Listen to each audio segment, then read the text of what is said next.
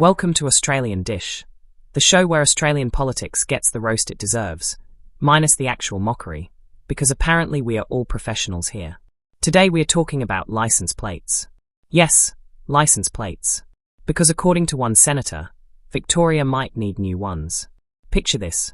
You're on Sky News, you're the deputy leader of the opposition, and someone asks you about the Commonwealth Games. Except there are no Commonwealth Games. Not anymore. And that, right there, is where things get interesting.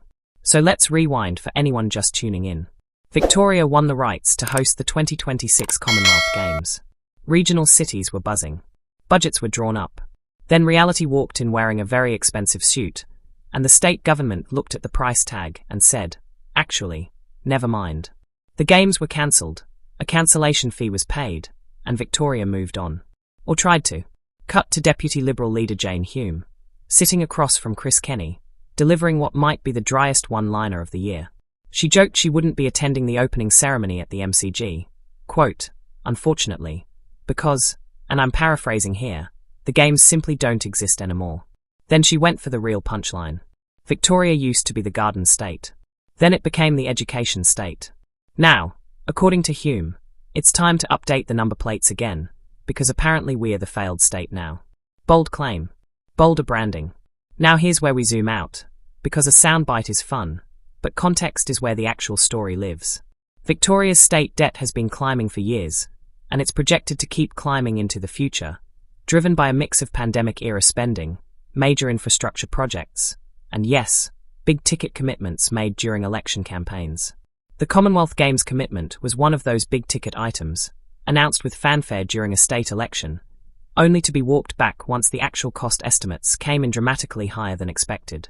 That reversal became one of the most talked-about backflips in recent Victorian political history, and it's still being used as a reference point whenever critics want to talk about how the state manages big spending decisions. So when Hume calls it a promise made in the heat of an election campaign, that's not exactly a controversial statement. Even people who support the government have acknowledged the Games commitment was a costly miscalculation. Where the debate actually splits is over what it says about the bigger picture of the state's finances.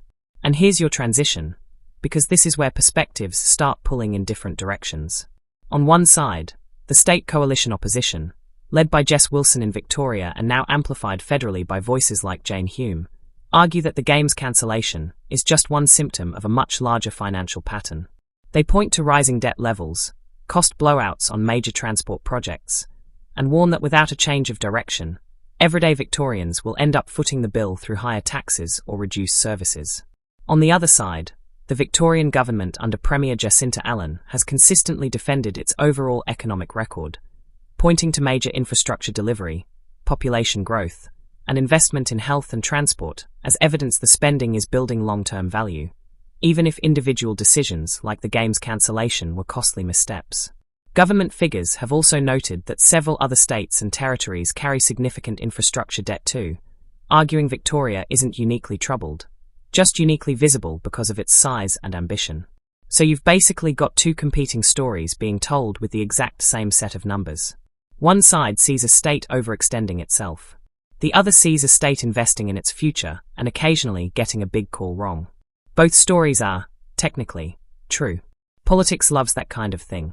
Now let's talk implications, because a punchy quote is entertaining, but the real question is, does it actually move the needle? Nicknames like failed state are memorable, they are shareable, and they are clearly designed to stick in people's heads the next time debt figures make headlines.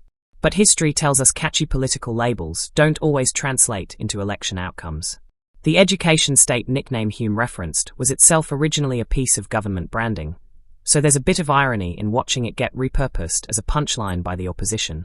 Labels can shape a narrative over time, sure, but voters tend to respond more to lived experience, cost of living, service quality, and job security, than to a clever line on Sky News, however quotable it might be.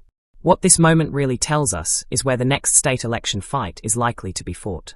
Expect debt and financial management to be front and centre, expect both sides to keep trading numbers and narratives, and expect a lot more headlines featuring inventive nicknames for Victoria before this is all over. And that, Australian Dish fans, is the state of play.